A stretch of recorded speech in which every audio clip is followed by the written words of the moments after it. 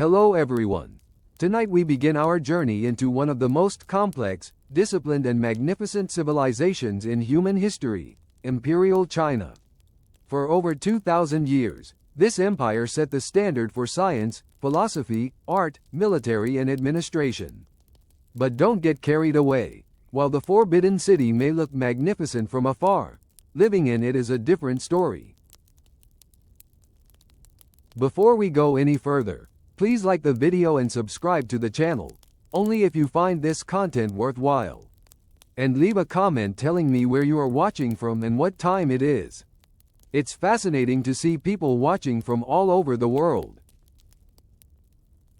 Now turn off the lights, turn on the fan for some extra relaxation, and join me on a journey into ancient China, where as soon as you're born, you're assigned a role by society, and then nailed to it.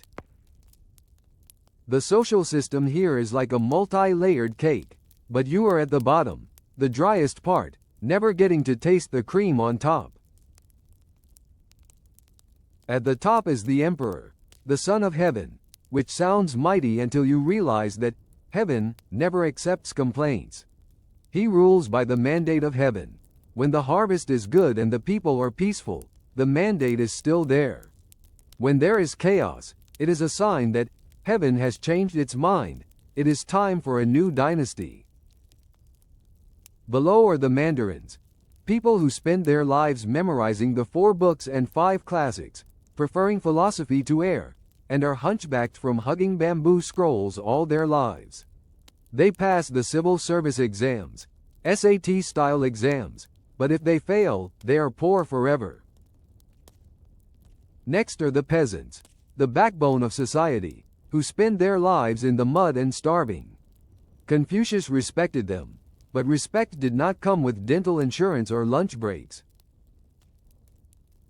Then there are the craftsmen, who make paper, pottery, fans, and all sorts of useful things, but who are not highly regarded. At least they are not merchants.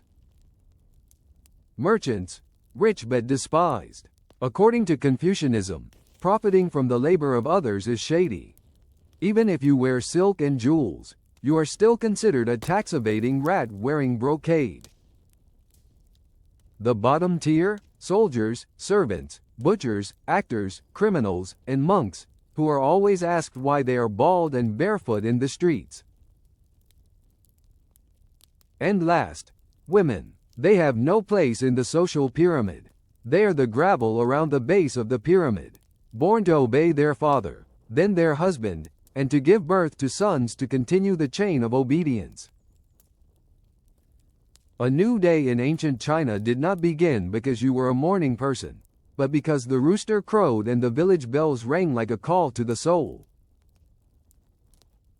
You woke up, stretched, and then remembered, you were not allowed to exist carefree.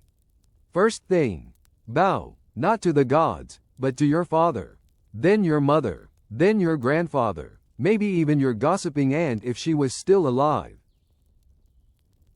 This is called filial piety, not only encouraged, but required. Forgetting to bow? It's not rude, it's humiliating to the whole family. And you don't bow once, you bow in stages. When you wake up, before meals, when an elder coughs. If you haven't bowed at least 6 times before breakfast, you're not Chinese enough. Suppose you accidentally ask, "Why'd I have to wash your uncle's feet?" Congratulations, you've just committed an act of unfilial piety. Prepare to apologize with 3 bows, preferably touching your forehead to the ground. Your family is poor and doesn't have a chair, so you kneel on a mat, trying not to collapse while listening to a 45-minute moral lecture from an elder about the decline of society since the previous dynasty. Don't forget the Confucian hierarchy, the ranking of social power. Age greater than youth, male greater than female, father greater than all, youngest, just smile and hope you're not wrongly accused. After 47 bows, you are allowed to eat breakfast, the most important meal to remind you that life is suffering. A bowl of thin porridge, rice with boiling water, is lucky if it has salt, If it has pickles, then you are in great luck. Meat? Forget it. For weddings, New Year's or official ceremonies, eggs are allowed, but usually salted to the point of looking fossilized. Tea is offered, not for relaxation, but because the water is often unsafe. Eat in silence, facing the ancestral altar, thanking your ancestors for leaving you a thatched roof, anemia and the pressure of expectation. The bowl is rough pottery, the spoon is wooden, no towel. You wipe your mouth with your sleeve if your sleeve is clean. When the meal is over, the father nods, eat quickly. Heaven helps the diligent, that is, get to work. The dynasty awaits. Dress not for beauty, but for survival. Peasants, wear hemp, rough, itchy, like wearing sandpaper. Noble, silk, beautiful, shiny and expensive. Wearing the wrong material? Not out of fashion, illegal. Yellow? For the emperor only. Try it on, and you'll be the one to open the execution. Cloth shoes for peasants, embroidered silk shoes for nobles. Pretty? No. Comfortable? No. And finally, foot binding. If you were a young lady, from the age of 5 your feet would be bound, bent, pressed, tied so tight that they formed continuous feet. Why? Because it was believed that the more painful it was, the more beautiful it became. Painful, permanent, foot binding devastated generations of women, turning walking into a performance of both art and torture. But don't worry, at least you'll get to wear beautifully embroidered shoes that no one will see, since you can barely walk very far. Men were no better off. Officials had to wear long, multi-layered robes all year round, even in the summer, because status was always more important than sweat. Some hats even had long flaps to prevent them from whispering in court.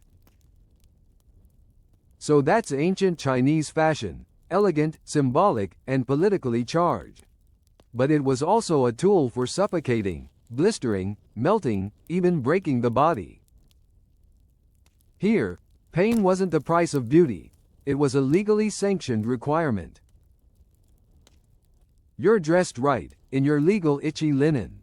Great, now go to work and earn a living, if the weather, the land, and the taxes allow it.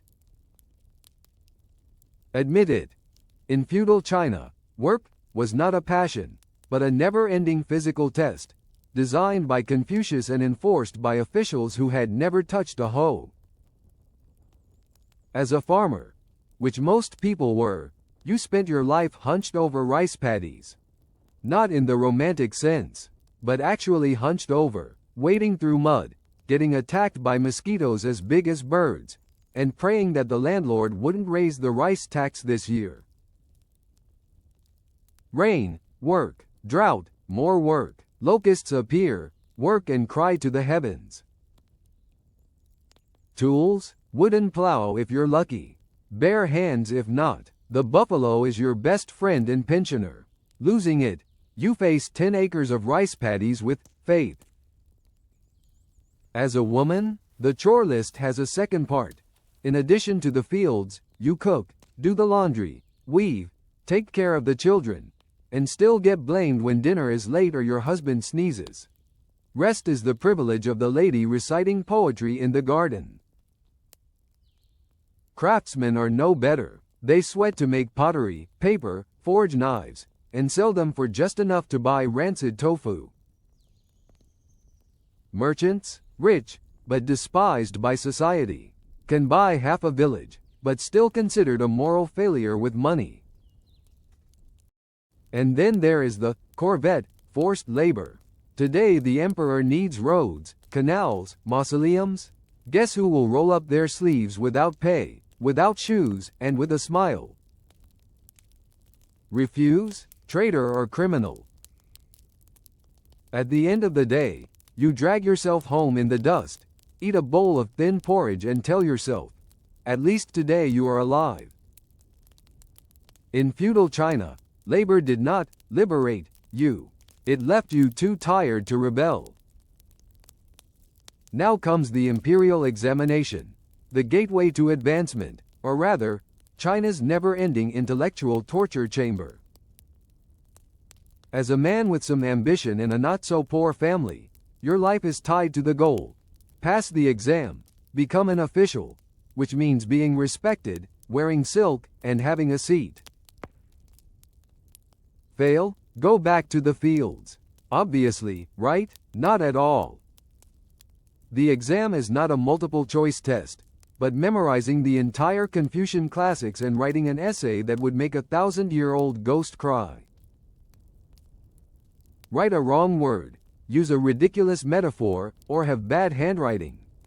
Fail. Study from childhood until bald. Winter, shivering in a study tent.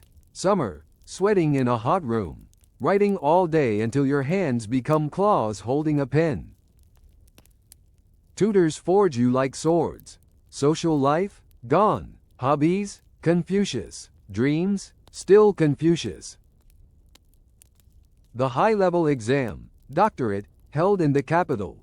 Candidates are locked in a small room like a coffin, carrying food, blankets, and chamber pots. Some faint, some go crazy, some people died, really, and no one got extra points for that.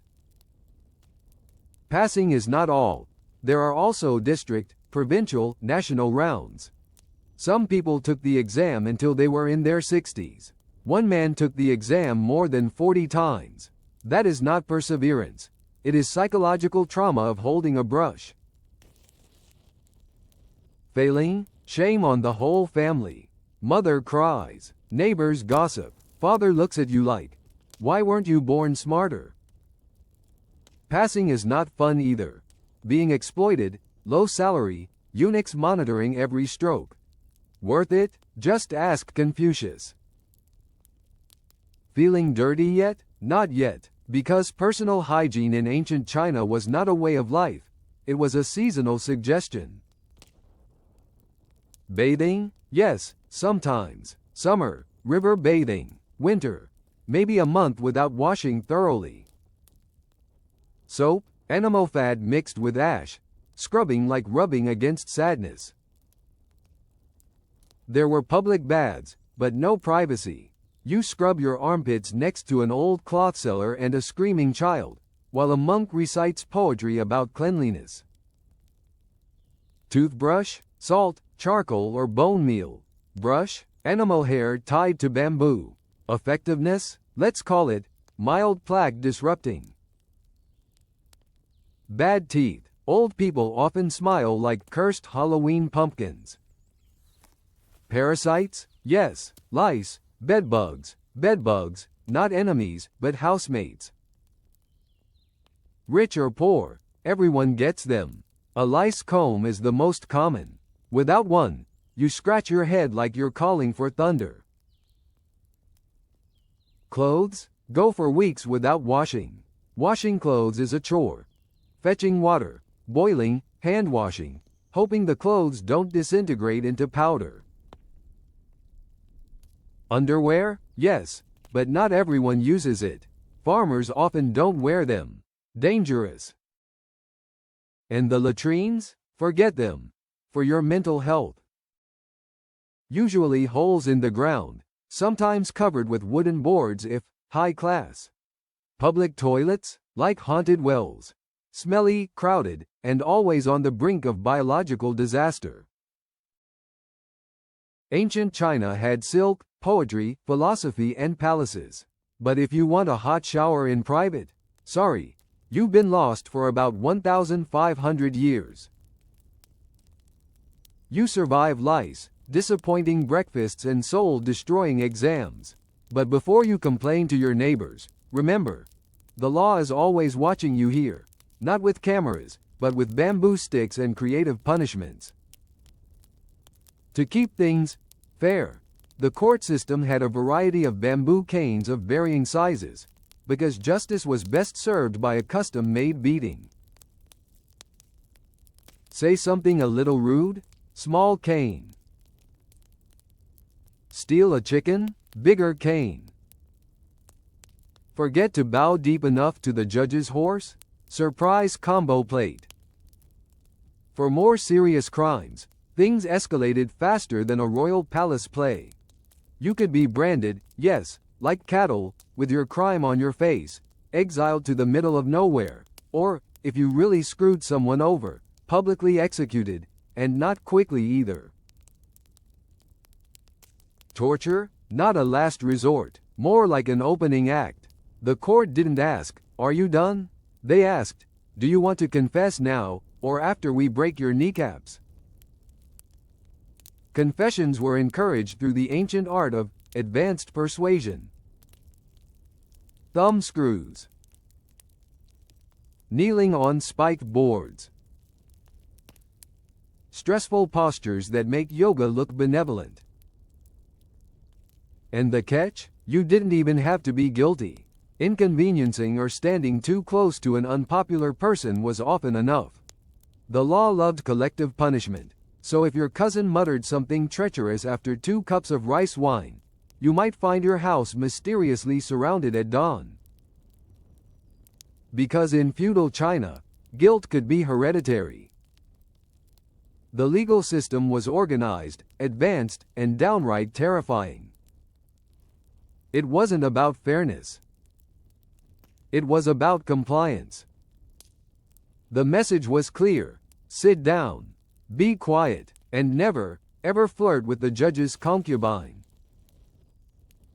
Speaking of torture, not punishment, procedure. Accused of stealing chickens? Being rude to your dad? Making a slightly sarcastic comment on the emperor's poetry? You don't start with an excuse. You start tied to a bench while someone rolls out the official, "Get that confession, kit." Step 1.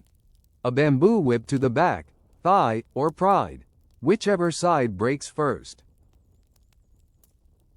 But don't worry, they count the lashes. Officials love paperwork. 30 lashes for stealing. 45 lashes for lying. Add another if you falter. Still in denial? Time to level up. Kneeling on nailed boards. Like yoga, if yoga were designed by petty government officials with anger issues. Finger crushers. 2 wooden boards squeezed together until your bones crackle like snack sticks. Adorably nicknamed, Little Tiger Chair. Less, cute animals, more, pain zoo. No, you probably can't write a confession with a broken finger. But legibility isn't the issue. The state just needs you to say the right thing, regardless of whether it's true or not. Still not confessing? Great. They've got more. Stretching. Whipping. Leaving you to suffer in the sun while the judge grabs lunch. Screaming? Never mind. The neighbors heard it all. Now imagine. You're innocent. Congratulations. You're still being tortured. Why? Because a neat confession keeps the paperwork neat. Better to admit something than to be labeled incooperative. Ah yes, the efficiency of the empire. So next time you complain to the DMV, remember. At least no one is there to whip you for filing the wrong form in 1372. You might think you're alone, but you're not. Welcome to Imperial China's surveillance state. No cameras, just neighbors, in-laws, and maybe your cat reporting everything. At the village level, there are baozhong, part mayor, part gossip, part spy. Everyone is encouraged to snitch. Your neighbor, informant. Your servant, informant. That quiet cousin you thought couldn't read? Surprise informant. Suspicious behavior includes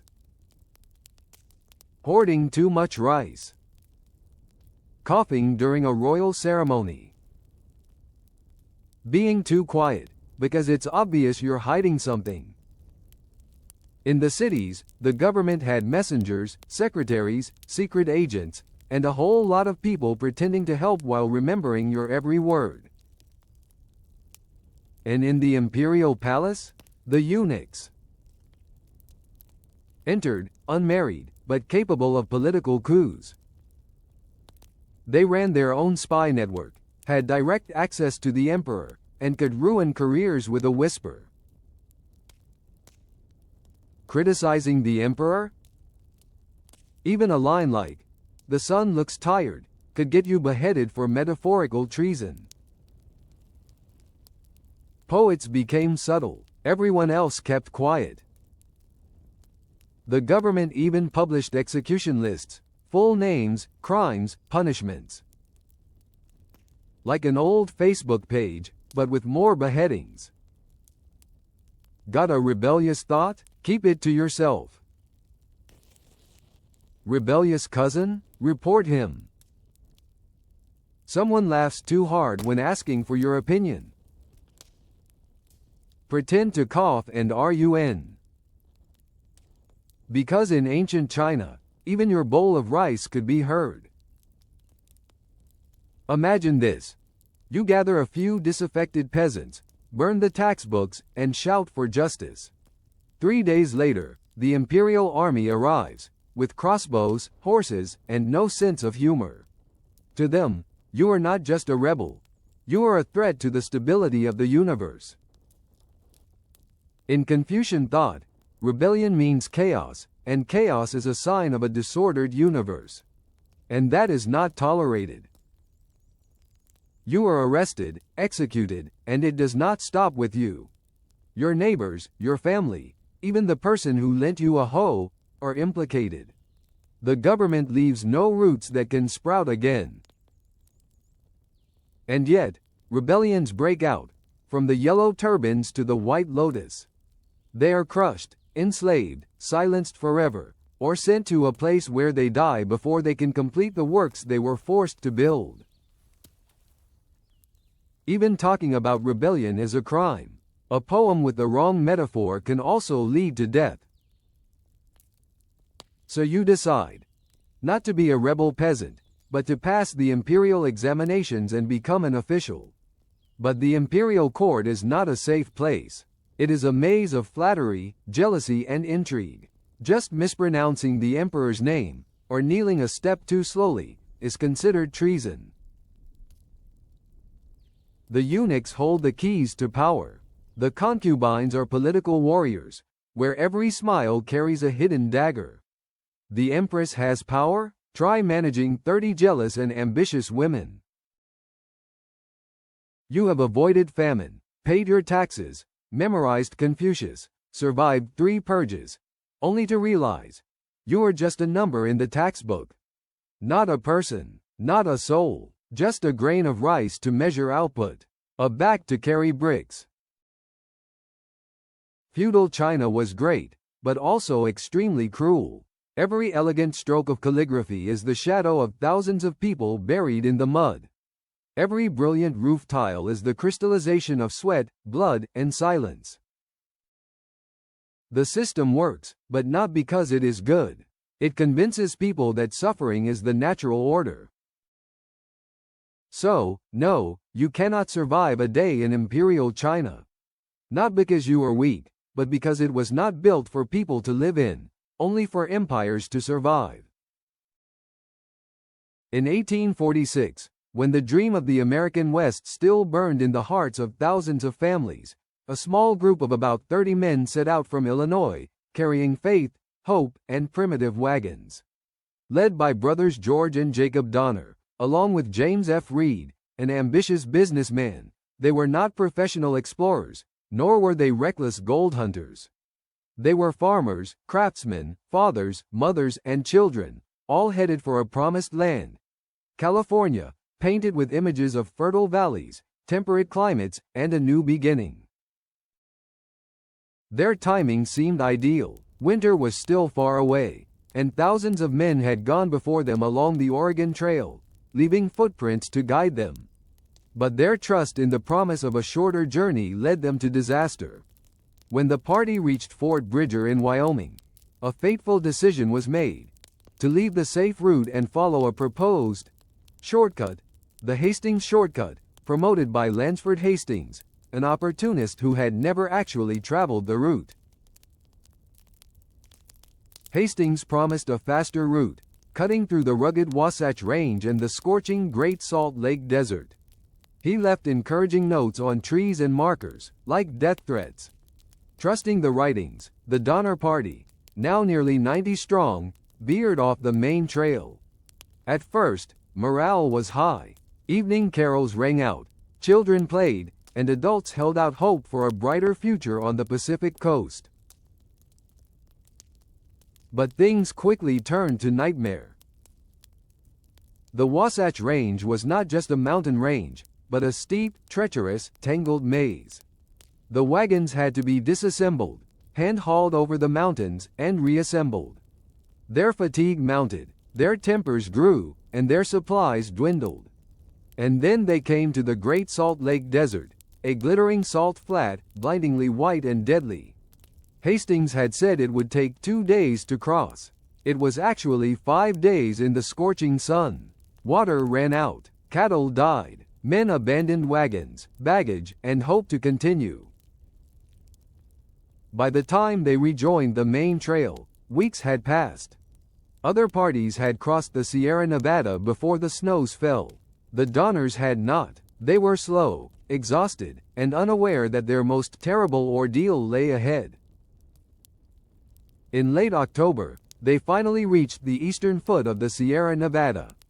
Before them lay the towering, snow-capped peaks, the last barrier between them and California. But winter had come early. Snow began to fall, at first a thin white mist, then a wall of ice that buried every road. The passes became impassable. They were trapped in the cold and unforgiving wilderness. At Truckee Lake, later named Donner Lake in memory, they built huts of logs and wagon planks. Another group stopped further down at Alder Creek. They killed the last of their animals. They used the hides to make tents, boiled water for leather belts, ate strips of rawhide. Hunger did not come in a rush, but quietly, patiently, like a stalking predator. Children bit the blankets. Adults gnawed the bark. Every morning, another cold body. They were no longer migrants. They were prisoners of the white snow. Death came without warning. Fathers were helpless. Mothers tried to lull their children to sleep with trembling voices. Hope vanished with the faint light that filtered through the gaps in the tents. Then, on November 12th, a massive blizzard marked the end of all roads. Snow rose to the roofs. Trees were down. The Sierra Pass was buried. And with it, the California dream vanished. Instead, there was only one thing left: survival. In mid-December, with no hope of rescue, 15 of the fittest 10 men, 5 women, decided to risk their lives. They strapped on primitive snowshoes, gathered their meager rations, and set out on the most desperate journey in American immigration history. The group became known as the Forlorn Hope. They would cross the mountains on foot, through ice, deep snow, and darkness, to find salvation for those left behind, for the children, friends, loved ones waiting in cold huts where the line between life and death blurred. Little did they know that, ahead, they would face the most terrible choices humanity has ever faced. Camp, starving, dying, and waiting in a frozen purgatory. And for the fallen hope, the question wasn't if they would survive. It was who would die first and who would eat them. On December 16, 1846, 15 desperate souls stepped into the snow and vanished into history. They were dubbed the Forlorn Hope, not by the newspapers, but by their fellow immigrants who watched them go, knowing full well what the word forlorn meant. Lost, hopeless, doomed. Each member carried only what they could. scraps of dried oxhide, flint, a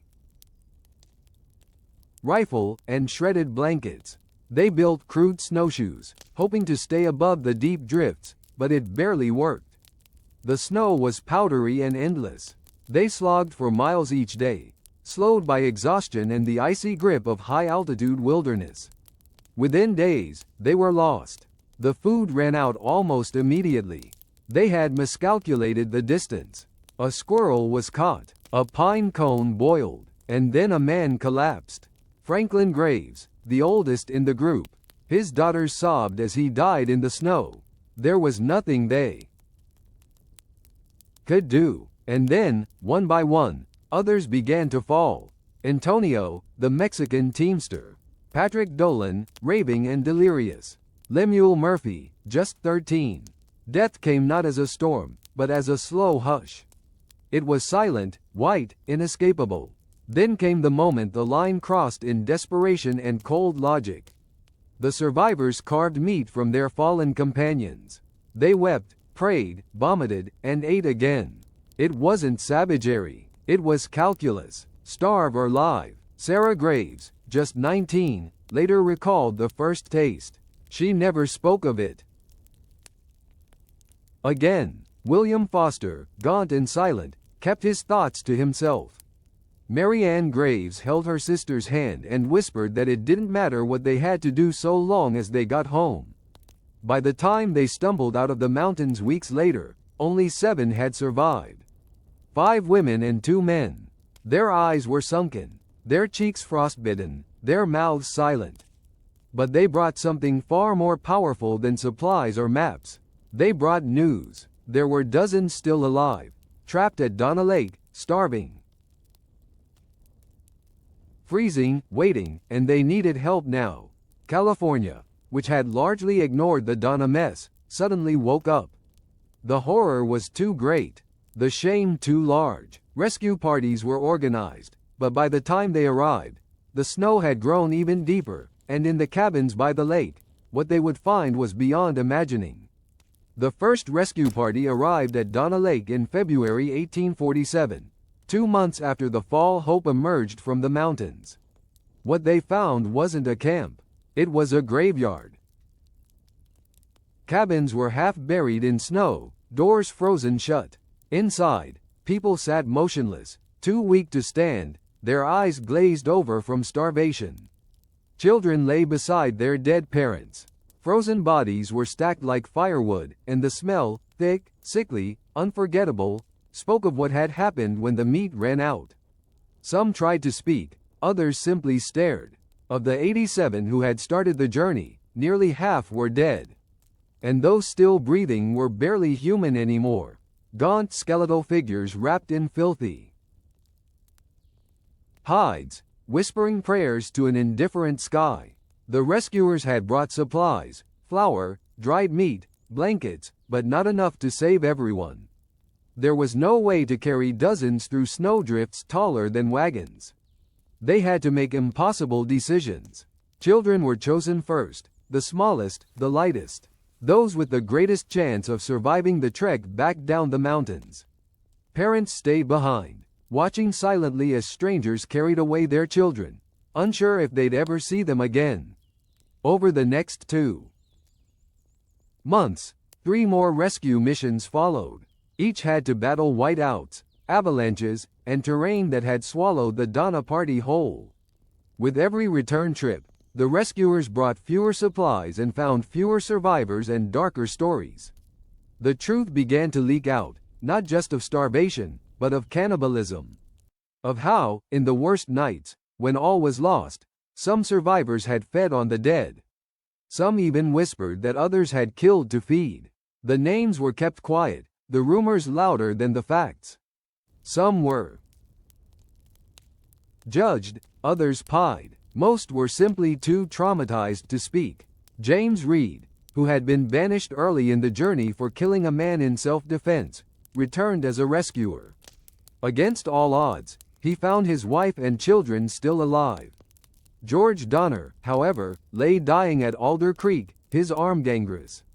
His wife, Tamsin, refused to leave him.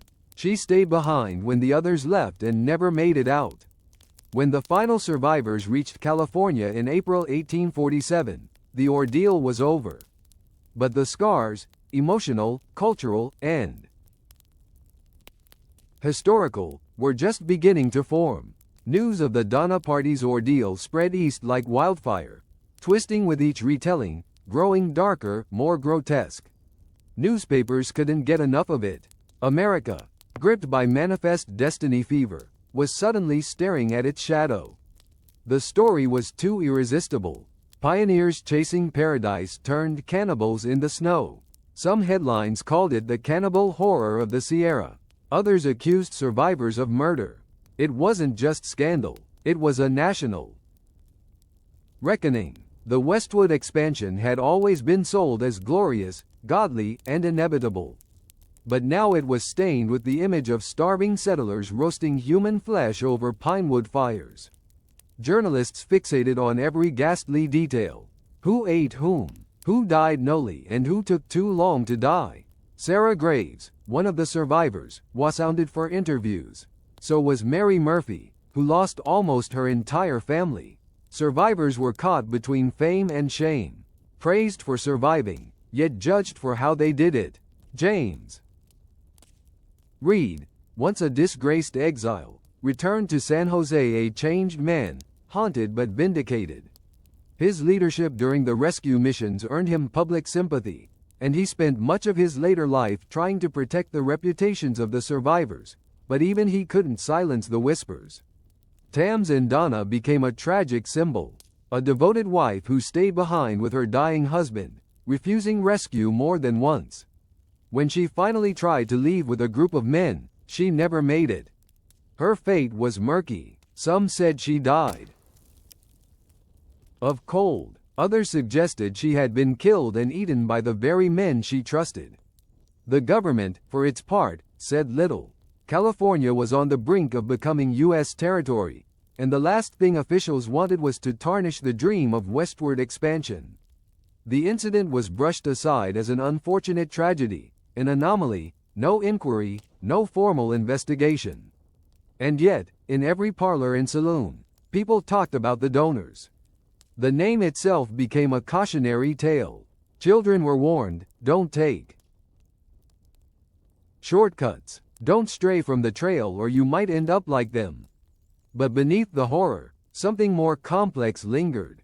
Questions about survival, morality, and just how thin the veneer of civilization really is when the snow won't stop falling. For those who lived through the Sierra nightmare, the journey didn't end when the snow melted. Survival came at a price. Etched into bone and memory, the survivors emerged from the mountains, but they never truly left them behind.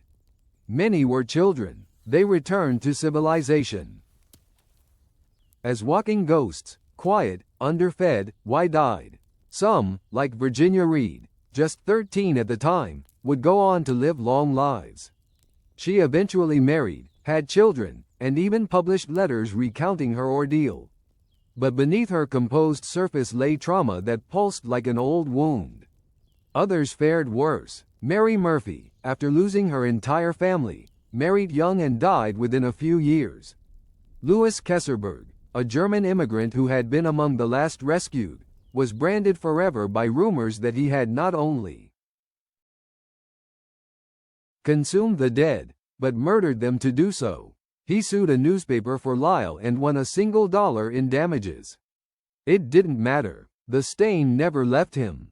Some survivors tried to disappear. They changed their names, moved far from California, or refused to speak about what happened.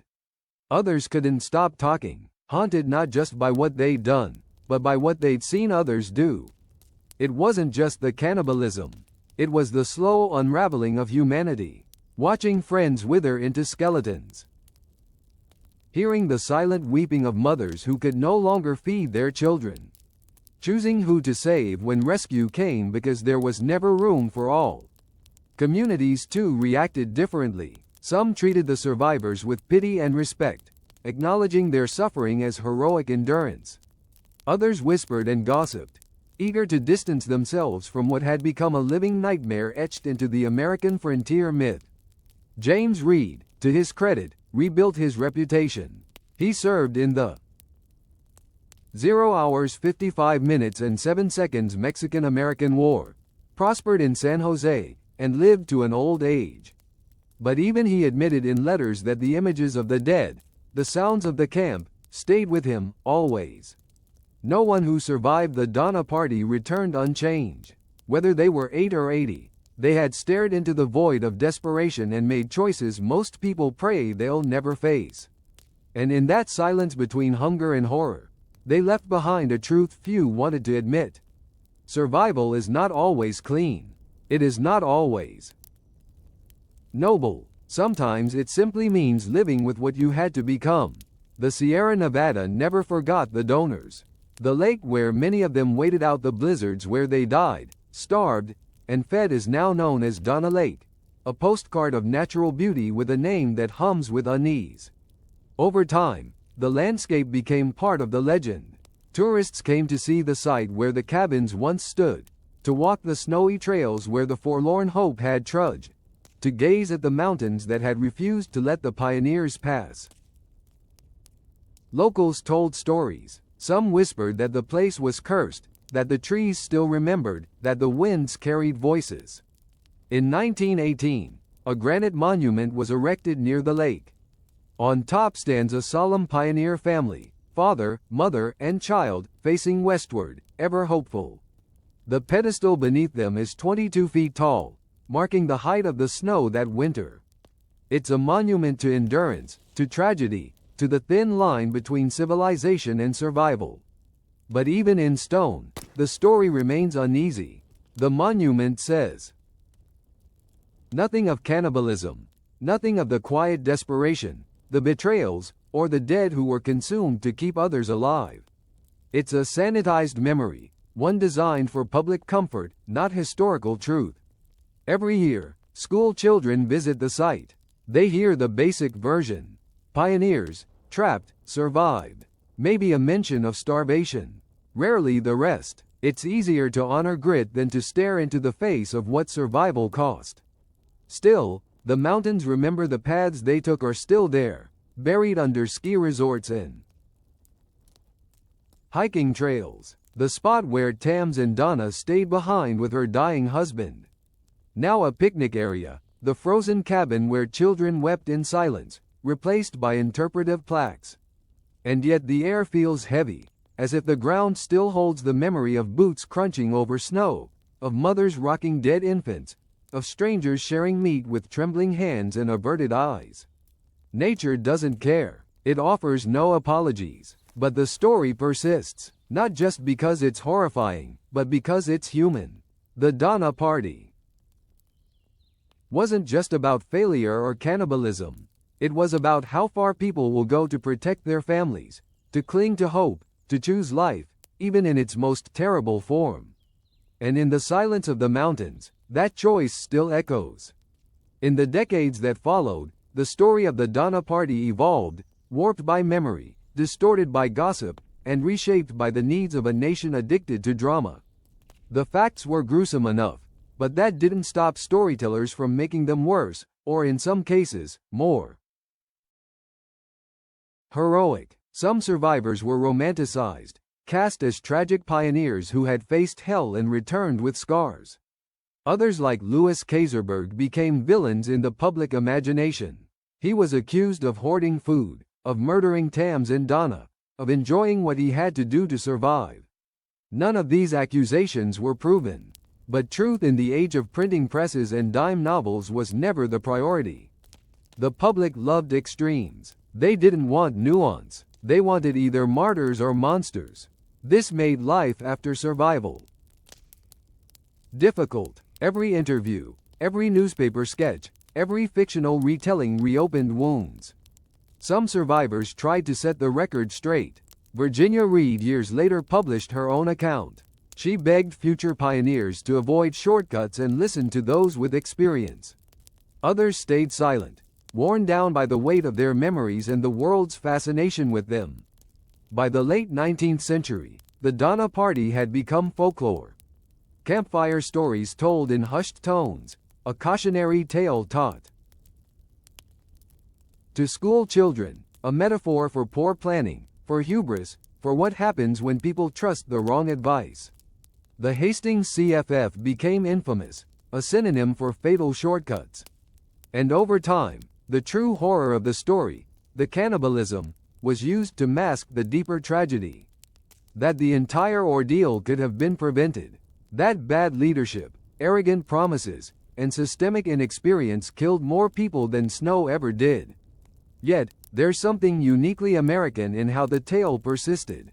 It's not just a story of 1 hour 0 minutes and 40 seconds failure. It's a story of obsession, with movement, with reinvention, with the fantasy of taming nature and destiny. The Donner Party was a mirror reflecting not just desperation, but the myth of westward perfection cracking under its own weight. The truth is there were no heroes, no villains, just humans making impossible choices. And while the snow melted and time marched forward, the question never truly faded. What would you have done today? The Donner Party stands as more than a footnote in American history. It's a symbol distorted, debated, and deeply uncomfortable. Unlike other tales of pioneering grit, this one refuses to sit neatly in the gallery of noble westward expansion. It's a story that still bites. We remember the cannibalism, yes, but that was only the final act. The real legacy lies in everything that led to it. The illusion of shortcuts, the fatal power of poor leadership, the faith placed in maps drawn by dreamers instead of realists. The Donner Party exposed the fragility of the American dream when tested against the harsh indifference of nature. And yet, in that collapse, we also find something else. Endurance. The survivors didn't just make it down from the mountains. They rebuilt, married, had children. Some stayed in California. Others moved away to escape the whispers. A few even became quietly prosperous. Their lives weren't defined by what they had done to survive, but by the choice to keep living after it. But the cost of that survival is eternal. The site at Donner Lake still stands preserved and somber. Visitors walk through pine trees and melting snow, reading plaques about hunger and courage. Tour guides speak in quiet tones. Historians argue over the details. Writers still can't leave the story alone because the Donner Party asks questions that history usually avoids. What happens when every option left is the one you swore you'd never choose? What happens when the dream of paradise turns into a snowy tomb? And if survival is all that's left, does it still matter how you achieve it? There are no satisfying answers, just echoes and bones buried beneath the snow. In the end, the Donner Party reminds us that human strength is not measured in glory, but in resolve, not in conquest, but in the brutal, terrible choice to keep breathing, even when every comfort, law, and illusion of civilization has been stripped away. So we remember them not just for what they did, but for what they endured. Not as legends or cautionary tales, but as people, terrified, determined, flawed, and human. And in the Sierra winds, their story still whispers through the trees, forever frozen in time, forever unfinished. Booyah was not born into royalty. She was born into something far more dangerous. Ambition wrapped in silk. The year was 624 CE, and the Tang dynasty was still young, glowing with promise and poetry. Her father was a timber merchant, wealthy enough to provide his daughters with rare privileges, tutors, books, and the radical idea that a girl's mind could be just as sharp as any boy's sword. From an early age, Booyah was different. While her peers learned embroidery and how to pour tea with humility, Wu studied politics, history, and literature. She was fascinated by strategy and stories of imperial rule. She didn't just read about powerful men. She imagined herself among them. By the time she turned 14, her beauty, wit, and education caught the attention of Emperor Tong himself. She was summoned to the imperial palace and became one of the emperor's many concubines. At first glance, it might have seemed like a dead end. After all, she was ranked fairly low, a mere talented lady among dozens, but Wu had no intention of fading into the background. Even in a palace overflowing with silks and whispers, she stood out. She memorized the emperor's routines, his likes, his moods. She learned the art of silence, of knowing when to speak and when to vanish behind a curtain. But most importantly, she watched. She watched how power was wielded, and more importantly, how it was lost. And when Emperor Tong fell ill, Wu Zhao didn't panic. She planned. Upon his death, she should have been sent to a Buddhist convent. Her life effectively over. But fate, or more accurately, Wu's cunning, had other plans. She had already caught the eye of the emperor's son, Li Jie, the future Emperor Gaozong, and he hadn't forgotten her. What followed was the first in a long string of quiet revolutions. Wu wasn't just a concubine anymore. She was a student of power, and soon she'd be its master. The girl once hidden behind a palace screen would become the woman who ruled from the dragon throne. But her rise had only just begun, and the empire was not ready for what was coming. When Emperor Tong died in 649 CE, palace protocol dictated Wu Yao's next step with chilling clarity. She was to be sent to a convent and live out her days shaved-headed and silent. Most former concubines accepted this fate with quiet resignation. Wu Zhao, however, was not most. Before Tong's death, she had already begun a subtle and dangerous entanglement with his son, Li Ji, the new Emperor Gaozong. Whether it was genuine affection or ruthless calculation, their bond survived the transition of power. And so, barely a year after entering the convent, Wu Zhao returned, not as a cast-off widow, but as the emperor's secret consort. The Empress Wang, Gaozong's wife, had ironically orchestrated Wu's return. Hoping to distract the emperor from another rival concubine, she invited Wu Zhao back into the palace. She might as well have handed her the keys to the empire. Wu Zhao played her new role with chilling grace. She bore the emperor's sons, an advantage no rival could match. But she didn't just give him heirs, she gave him ideas. It wasn't long before she became his closest advisor, whispering thoughts that slowly rewrote the gears of state policy and court etiquette. Some said the emperor was in love. Others whispered he was bewitched. Either way, she was now indispensable. Then came the blood. The rivalry with Empress Wang and another favored concubine, Consort Xiao, escalated into quiet war. In 654 CE, tragedy struck, or was orchestrated. Wu Zhao's infant daughter died under suspicious circumstances. She accused Empress Wang of murder. What followed was swift and brutal. Wang and Xiao were deposed, imprisoned, and eventually mutilated. Empress Wang's limbs hacked off and her tongue removed. Her final cries, it was said, were like those of a pig being slaughtered. Wu Zhao was now empress officially. This wasn't a rise. It was a coup disguised as destiny. Wu Zhao had moved from concubine to empress, not with armies, but with alliances, assassinations, and the steady erosion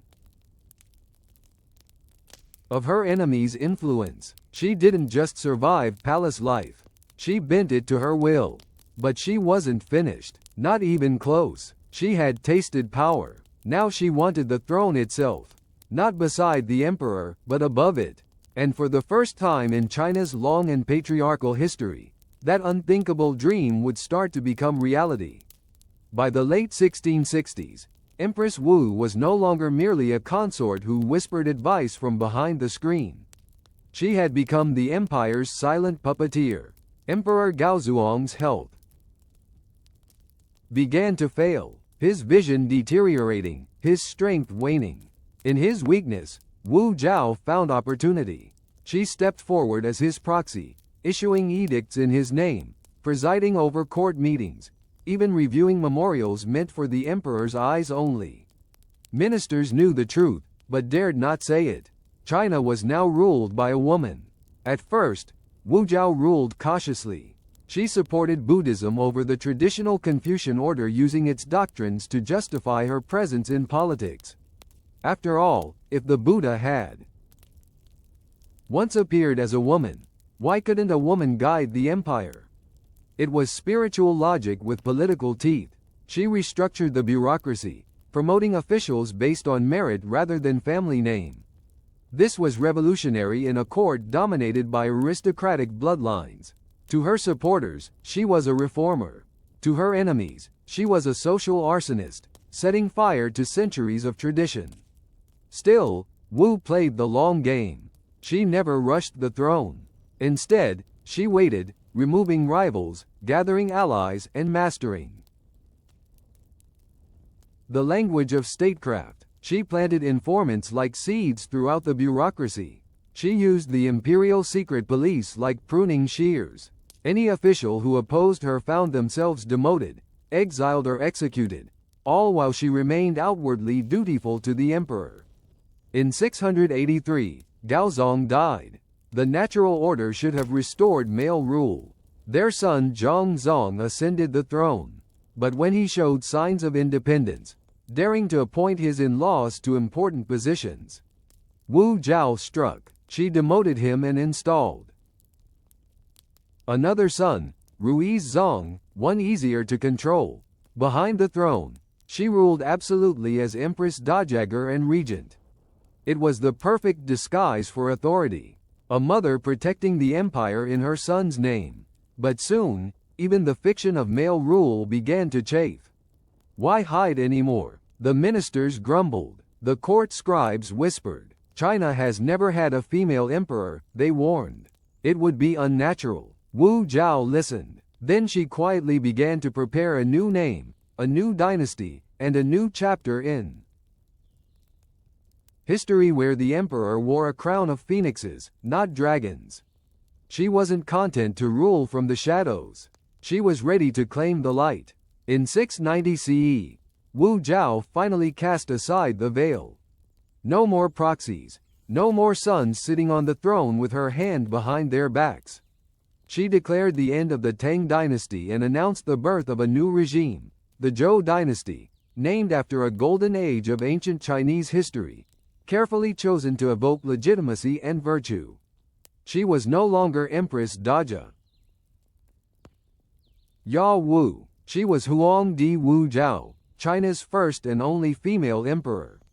The court was stunned. Some scholars recoiled in outrage, citing Confucian texts that spoke of women as obedient, modest, and confined to the inner chambers. But Wu Zhao had already rewritten the rules. She surrounded herself with loyal officials, promoted commoners who owed their rise to her, and crushed dissent before it had time to take root. To reinforce her mandate, she leaned heavily on Buddhism. Temples were built across the empire, proclaiming her as the reincarnation of Matra, the future Buddha. One monk even discovered a scripture declaring that a woman would one day rule the world and bring universal peace. Conveniently, that woman was sitting on the throne. She had portraits painted of herself, seated on the throne with calm authority and inscriptions carved in stone that praised her as divine monarch. In a patriarchal society, it was nothing short of heresy. And yet, it worked. Wu Zhao governed with a mixture of steel and silk. She strengthened the civil service exam system, ensuring that bureaucrats were chosen by ability, not birthright. She implemented agricultural reforms, lowered burdens on farmers, and increased state revenue. Under her reign, the empire remained largely stable and prosperous. But her power came with a price. She relied on a secret police network that sniffed out dissent like incense smoke in a temple. Court intrigues intensified. Critics disappeared. Rumors of executions, forced suicides, and torture chambers circulated like dark incense behind palace walls. Even so, she ruled with an iron grace. She wore the dragon robe. She gave imperial audiences. She issued decrees under her own name. For 15 years, Buya wasn't just the most powerful woman in China. She was the most powerful person. She had climbed every rung of a ladder she was never meant to touch. And now she stood alone at the top. Ruling China as its only female emperor brought prestige. But it also made Wu Ya the focal point of every grudge, fear, and wounded ego in the empire. She had rewritten tradition, defied Confucian order, and outmaneuvered generations of noblemen. And that meant one thing. Everyone in silk was watching her and waiting. The court seethed with quiet rebellion. Ministers who bowed by day conspired by candlelight at night. Even among her own children, there was no safety. The sons she had once used as pawns began to resent her absolute control. They wanted power, but Wu had taught them too well how dangerous ambition could be. She trusted none of them to survive. Wu Ao didn't just govern, she played a relentless game of psychological chess. Suspected conspirators were removed under vague charges. Trials were swift, confessions often forced, and executions public. Her enemies painted her as bloodthirsty. But in truth, she was surgical. This wasn't madness, it was method. She created new ranks within the bureaucracy, titles that seemed grand but carried little power. It was her way of rewarding loyalty without handing over real control. She also elevated the status of women at court, placing female relatives and trusted concubines into positions that would have been unthinkable a generation before. Yet, as the years wore on, her reliance on a few key figures began to cast shadows on her legacy.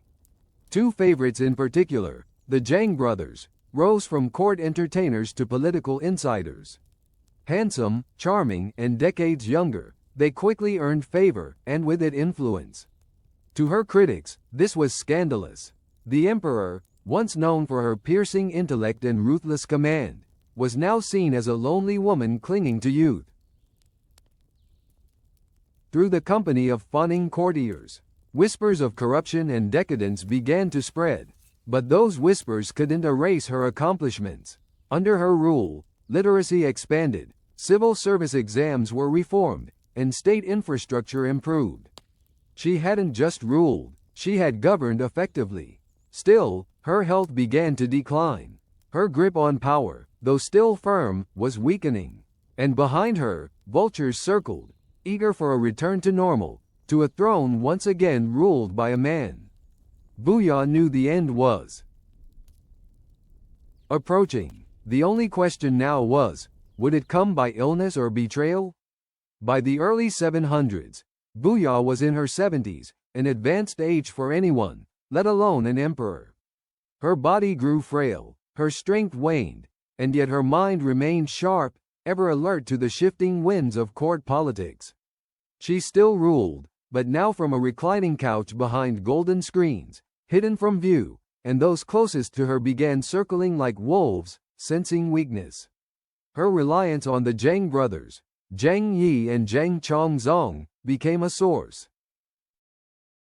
of ridicule and resentment. Once charming favorites, they were now viewed as corrupt syphons who manipulated imperial decisions for their own gain. Ministers who had long tolerated their presence began to plot. In 705 CE, the palace finally snapped. A group of senior officials and generals launched a swift coup. It wasn't bloody. It didn't need to be. The empress was surrounded, her allies captured, and the Zhang brothers were summarily executed, their heads displayed to the court as a signal. The phoenix wings had been clipped. Faced with overwhelming pressure and deteriorating health, Wu Zhao had no choice but to abdicate. She was forced to step down and restore her son, Zhongzong, to the throne, the same son she had previously removed for daring to think independently. She retreated into retirement, her once vast court reduced to a small entourage. And yet, even in abdication, she retained her title as emperor and continued to exert some influence behind closed doors. China may have changed the name on its throne, but the echo of Wu Zhao's reign still lingered in every policy, every law, every shaken official, afraid of another woman with ideas. She died later that same year. No grand tomb inscription, no flowery epitaph. Her name was quietly removed from official histories. The Tang dynasty erased her as thoroughly as they could, as if her reign had been a bad dream they preferred not to discuss. But history, like Wu Zhao herself, is difficult to silence. For decades afterward, poets and scholars argued about her. Was she a user or a visionary, a tyrant or a reformer, a murderer or a savior of the state? What is certain is this: she broke every rule the empire tried to write for her. And for 15 years, she didn't just defy history. She became it. After her death in 705 CE, the Tang moved swiftly to erase Wu Zhao's unprecedented reign. Official histories were rewritten. Her reforms were attributed to her male successors. Her name carved into records and temples was scratched out, replaced with safer, more familiar male names. Yet, despite the state's efforts, Buyao refused to vanish. The people remembered her. Scholars couldn't ignore her. Foreign emissaries continued to speak of the female emperor who once ruled the greatest empire on earth. And in a strange twist of fate, it was the very scholars and historians tasked with minimizing her legacy who ensured its survival. You can erase a name, but not a reign that shaped a generation. Her accomplishments were undeniable. She had elevated Buddhism to new prominence, making it a central pillar of imperial legitimacy. She had restructured the civil service, making exams more meritocratic and reducing aristocratic nepotism. She had defended the empire's borders, launched successful military campaigns, and kept internal rebellion largely in check, an achievement most male rulers could only hope for. And for women, Buyao's reign was a brief, radiant constellation in a dark sky of subjugation. She appointed women to key positions, funded female education, and offered unprecedented access to the levers of power. Her rule became a mythic precedent, proof that a woman could not only survive the palace, but dominate it. Still, her legacy is tangled. Later, Confucian historians painted her as a monster in makeup, a femme fatale who seduced her way to power and bathed her court in blood. Stories of her cruelty were exaggerated, her lovers multiplied, her ruthlessness elevated to near demonic proportions. It was easier to villainize her than to admit she had outperformed many of her male predecessors. But modern historians have begun to balance the scales. Today, Wu Zhao is recognized not just as a powerful woman, but as one of the most effective rulers in Chinese history, male or female. Her reign, complex and contradictory, remains a masterclass in statecraft, political survival, and ideological manipulation. She ruled in a time that said she should be silent. She conquered a system built to crush her, and in the ashes of her erasure, her name still burns. Quiet, powerful, and unforgettable. To understand Buyao's reign is to understand the China she shaped, not just through edicts and executions, but through culture, ideology, and identity. Her rule wasn't just a political anomaly. It was a civilizational pivot point. For one, she redefined what it meant to be imperial. Traditional emperors surrounded themselves with Confucian scholars and war generals. Wu Zhao, in contrast, built her court around Buddhist monks, scholars from humble backgrounds, and fiercely loyal officials who owed their careers to her vision of meritocracy. This fundamentally altered the power structure of the Tang dynasty. Under Wu Zhao, the civil service exams became more inclusive and rigorous. This empowered scholars from poorer, non-noble families, a dramatic shift away from the aristocratic monopolies that had dominated since the Han dynasty. In doing so, she laid the groundwork for a more dynamic, educated bureaucracy that would endure long after her death.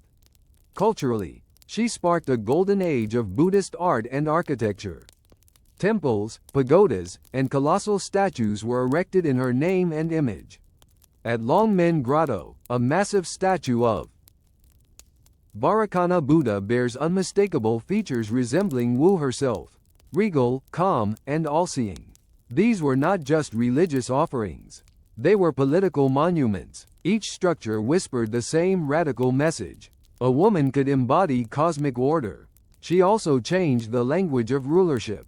Wuzhou introduced dozens of new Chinese characters into official use, some to express abstract virtues, others designed specifically to glorify her rule.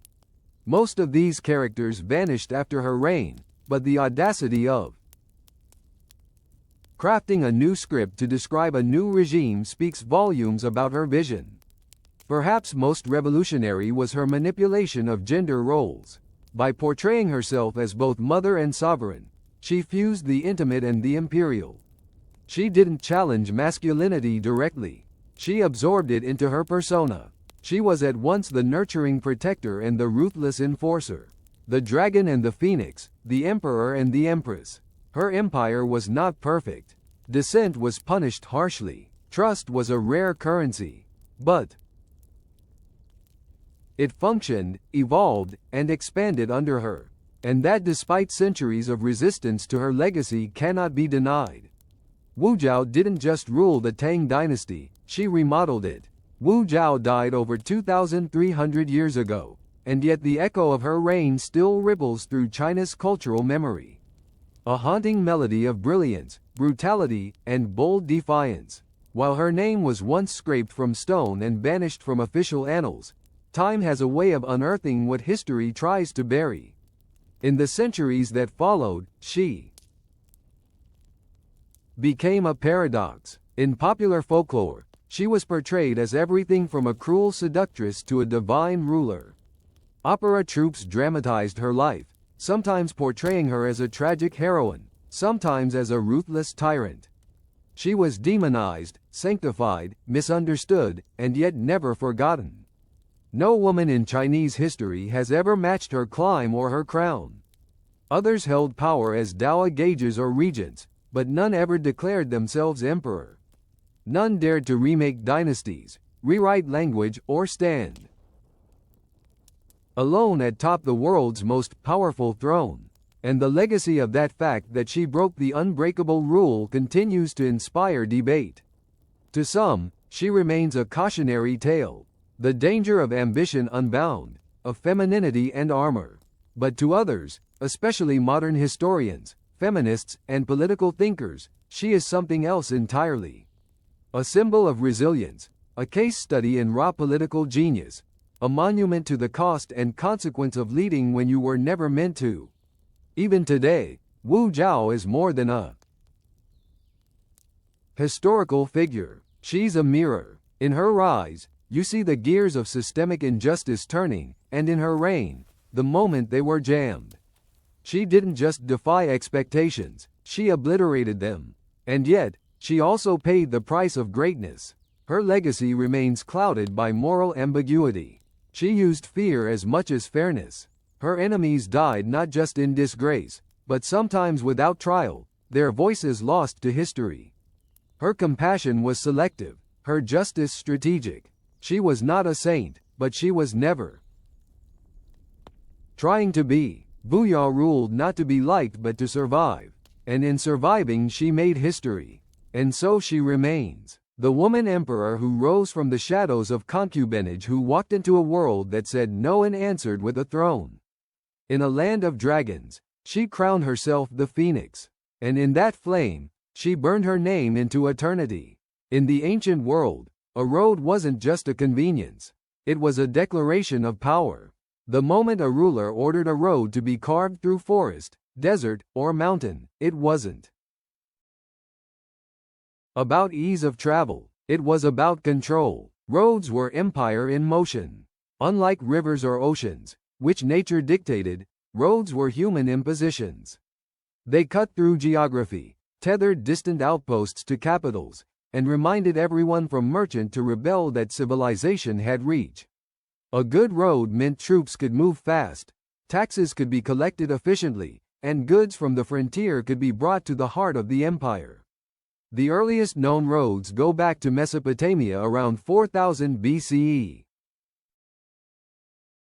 These weren't paved highways, but compacted dirt paths used for carts and trade caravans.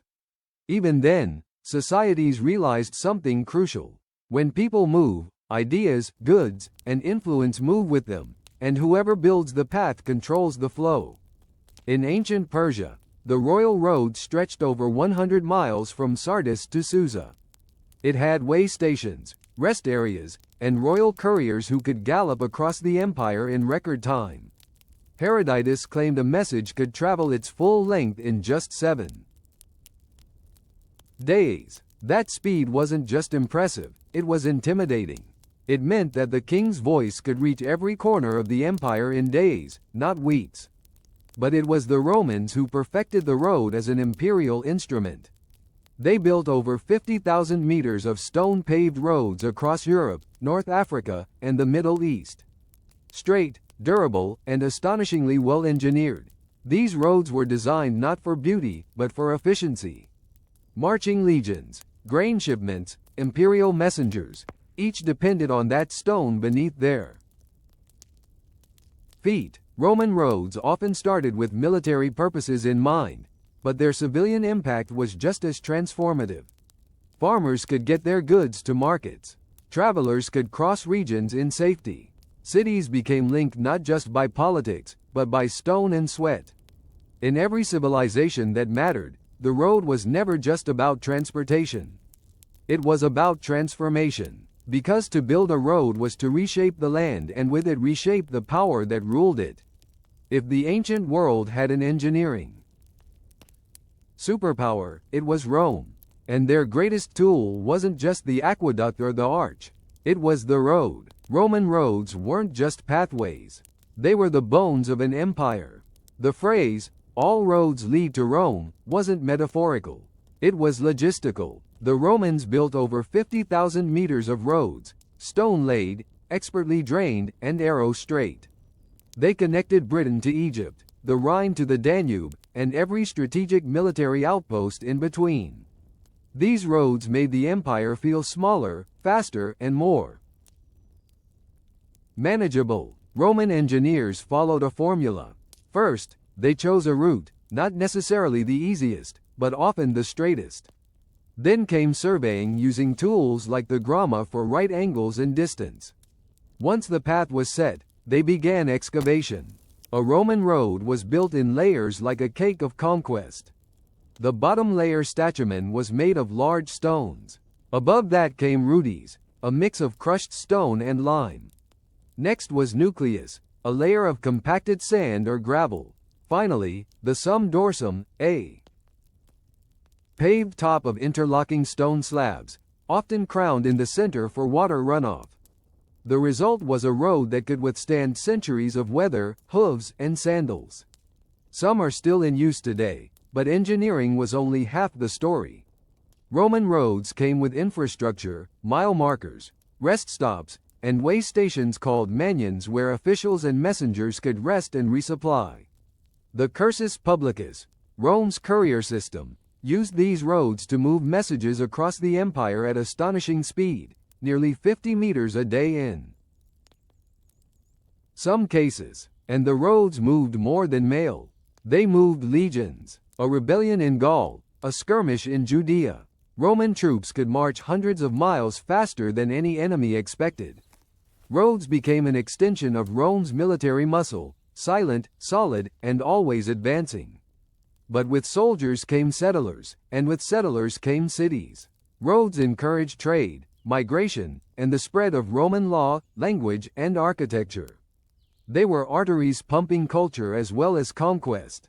For Rome, a road wasn't a luxury. It was a necessity, a symbol, a message carved in stone that said, "Rome is here." And wherever Rome built, the world changed beneath their feet. While Rome built roads in stone, the Inca Empire built them in the sky. Stretching over 25,000 miles, the Chapac Neon, the great Inca road system, was a marvel of Andean engineering. It tied together one of the most challenging landscapes on Earth, connecting deserts, jungles, and mountains that soared past 13,000 feet. And the Inca did it all without the wheel, without draft animals beyond the llama, and without metal tools in the European sense. This wasn't just a road system. It was the spine of an empire. At the heart of it all was Cusco, the Inca capital. Radiating out like spokes on a sunny. The roads linked provincial centers, military outposts, agricultural hubs, and sacred sites. The most famous stretch is the Inca Trail, which winds its way to Machu Picchu. But that was just one thread in a vast imperial web. The roads varied in size and construction. In the lowlands, they were wide and paved with stone. In the high mountains, they were narrow paths cut into cliffs, sometimes no more than a foot wide. Where rivers ran, the Encore built rope suspension bridges using woven grass, strong enough to support travelers and caravans of llamas. These bridges had to be remade yearly, a community ritual that still survives in parts of Peru today. There were no wheeled carts. All transport was by foot or by llama. But the Incas had something even more efficient: chasqui relay runners. These messengers sprinted between tambos or rest stations built every few miles. Messages, food, and even fresh fish from the coast could reach the emperor in Cusco within days. This system allowed the empire to function with astonishing speed despite having no written script. But the roads were also spiritual. Many followed segways, sacred lines that radiated from Cusco to shrines and mountains. Travel wasn't just practical, it was symbolic. Each step reinforced imperial order and religious harmony. The Chapacinian wasn't a Roman-style conquest machine. It was a tether, a way to hold a vertical empire together. From snow-capped peaks to coastal deserts, the roads made unity possible. And though much of it is gone today, some stretches still endure. Stones fitted without mortar, still carrying footsteps after 500 years. The Encore didn't just conquer the Andes. They stitched it together, one path at a time. Centuries before Rome and far from the Andean peaks, another empire stitched together its vast territory with stone and strategy, the Achaemenid Persian Empire. And at its heart ran the Royal Road, a 1,500 meters engineering triumph stretching from Sardis in Lydia, modern-day Turkey, to Susa, one of the Persian capitals. Commissioned by Darius the Great in the 5th century BCE, the Royal Road wasn't just a way to move goods. It was a political artery, a demonstration of imperial sophistication and one of the earliest true long-distance highways in recorded history. The Persians didn't invent roads, but they standardized them, militarized them, and made them the foundation of bureaucracy. Their engineers scouted routes that balanced terrain with directness, avoiding swamps and scaling mountains when necessary. The result was a surprisingly smooth and fast connection across a continent-spanning empire. Herodotus wrote that royal messengers could cross the entire Royal Road in 7 days. A journey that would have taken a regular traveler about 90 days. How? The system of relay stations. Every 15-18 miles there were posting stations with fresh horses and supplies. Couriers would switch horses and continue riding at top speed, a system that prefigured the Pony Express by over 2,000 years. But these roads weren't only for messengers.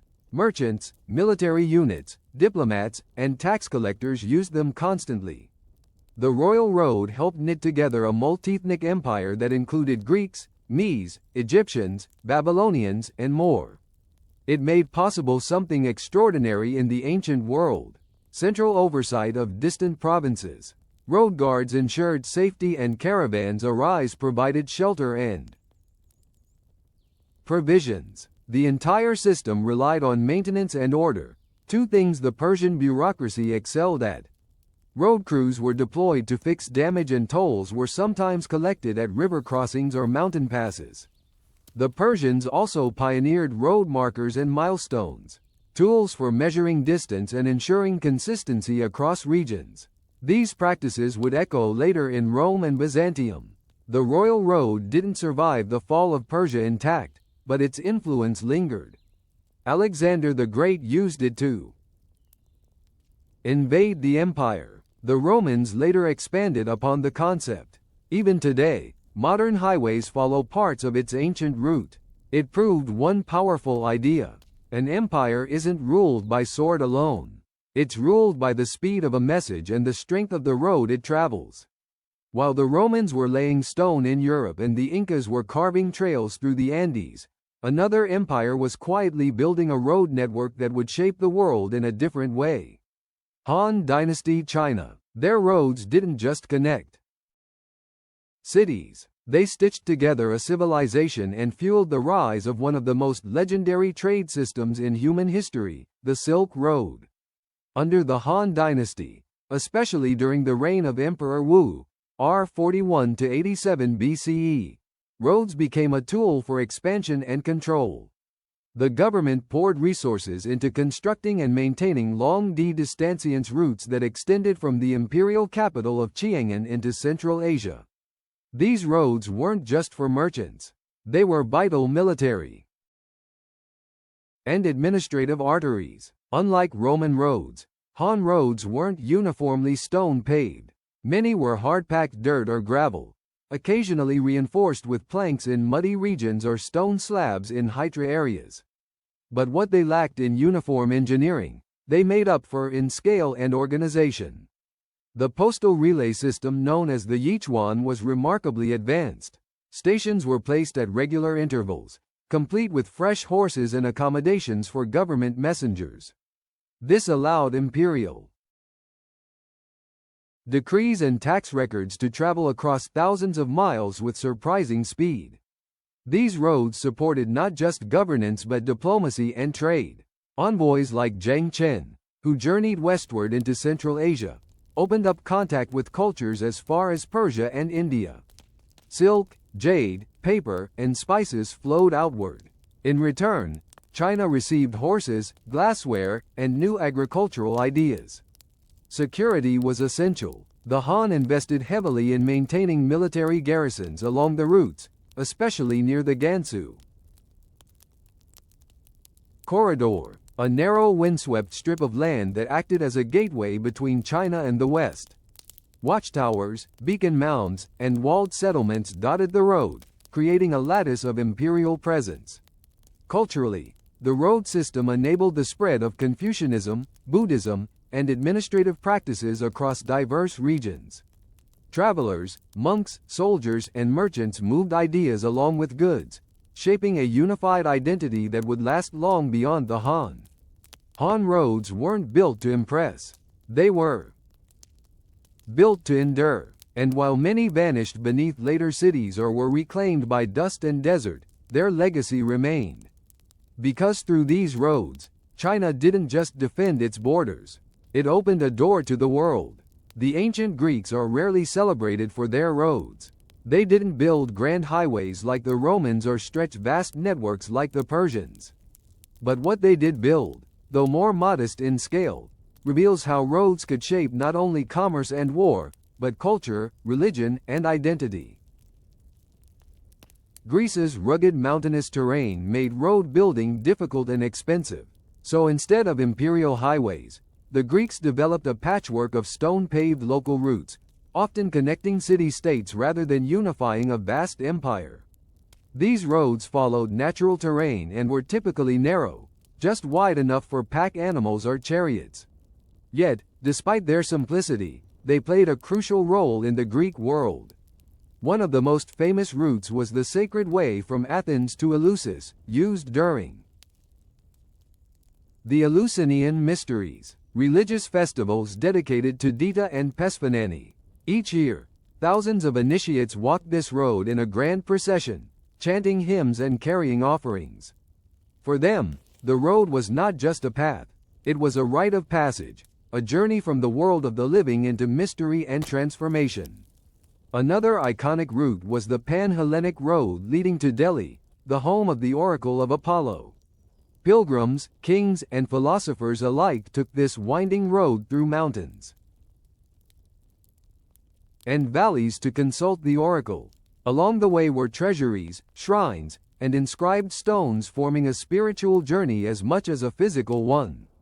But Greek roads weren't only sacred. They were used by soldiers, philosophers, and traders.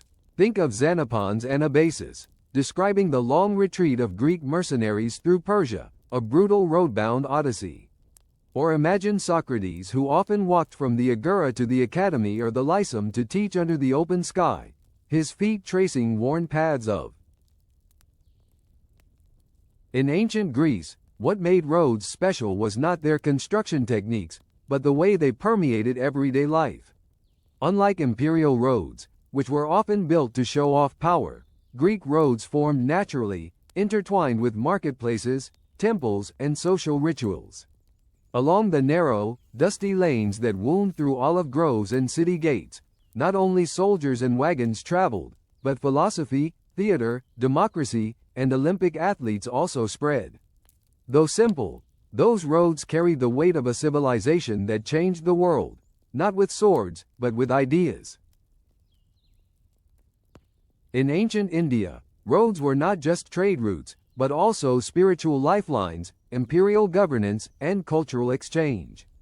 From the Maurya dynasty in the 3rd century BC to the Gupta period that followed, Indian civilizations developed highly organized road networks that connected fertile plains, ports, trading towns, and holy cities. The most dramatic transformation of ancient Indian transport took place under the Emperor Ashoka, a Buddhist king who ruled much of the subcontinent from 268 to 232 BC. After abandoning violence after the bloody Kalinga War, he turned to a social welfare policy, in which roads played a central role. Ashoka's roads were not just red dirt paths, but well-planned itineraries, with shade trees, wells, and rest houses for travelers.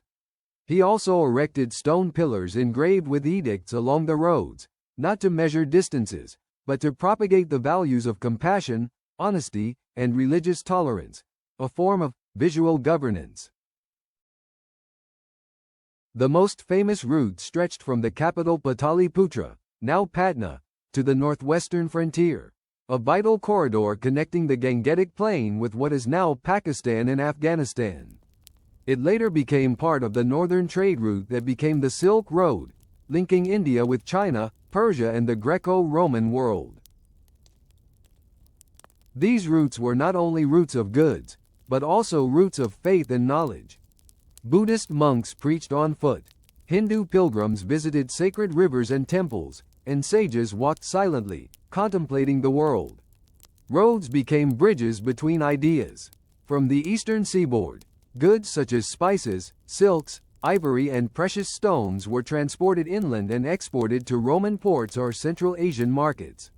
Roads linked urban centers such as Taxila, Ujjain, and Varanasi, hubs of commerce and learning. Though not paved like Roman roads, ancient Indian roads were maintained seasonally, especially before the monsoon. Engineers used gravel, wooden planks, and compacted earth, often raising the road slightly to avoid flooding. The big difference was not in the materials but in the philosophy. This road system served kings, peasants, saints, and scholars. It connected not just empires, but worldviews. And through its diversity of goals, political, spiritual, and economic, India built not just roads, but corridors of influence far beyond its borders. Ancient road engineering. Symbols of wisdom and power. Ancient roads were not simply flat paths stretched across the ground. They were engineering feats that crossed deep rivers, valleys, and rugged terrain. To build them effectively, civilizations had to master bridge construction, drainage, and durable materials. The Romans were masters of bridge building, using stone arches to cross large rivers. Bridges such as the Ponte Milvio in Rome or the Alcantara Bridge in Spain are clear examples. Roman arches used precisely cut stones, joined together with a central lock, distributing weight perfectly, both strong and imposing, demonstrating the power of the empire. But Rome was not alone. The Incas, faced with fast-flowing rivers in the canyons of the Andes, invented suspension bridges made of woven grass and vines, light, durable, and recreated by the people every year as a communal ritual. Crossing this bridge is not only a physical challenge, but also a symbol of community and nature. In ancient China, engineers built girder and pontoon bridges. The famous Jiaozhou Bridge, completed in 605 during the Sui dynasty, is the oldest surviving open stone segmental arch bridge. It is both beautiful in form and extremely strong, allowing traffic to cross the Jing River for centuries. Drainage is also important. Roman roads were built high in the middle to allow rainwater to drain quickly into the ditches. In rainy regions such as India and Southeast Asia, roads were often raised or paved with multiple layers of gravel to prevent mud. Some empires even built roads with multiple layers of compacted earth, stone, gravel, and paving to ensure durability. Rest stations, milestones, and inns were also built along the way, the precursors to modern highway stations. These techniques not only made travel possible, but also shaped economics, warfare, and culture. A bridge can decide the fate of an army. A good road can save a city through trade and communication. The legacy of ancient roads. Over time, ancient roads became the lifeblood of empires.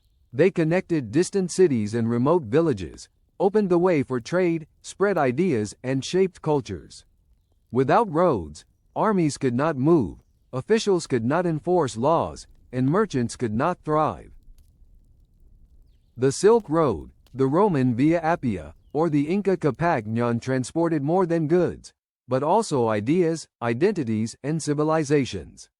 Maintaining a road system required a sophisticated bureaucracy and a large workforce, a reflection of the organizational capabilities of empires like the Romans, Persians, Chinese, and Incas. When roads were well maintained, empires prospered. When neglected, the land falls into isolation and decay. But roads are also symbols of human ambition, to connect, control, and communicate across vast spaces. Ancient engineers and leaders understood that geography was not a barrier,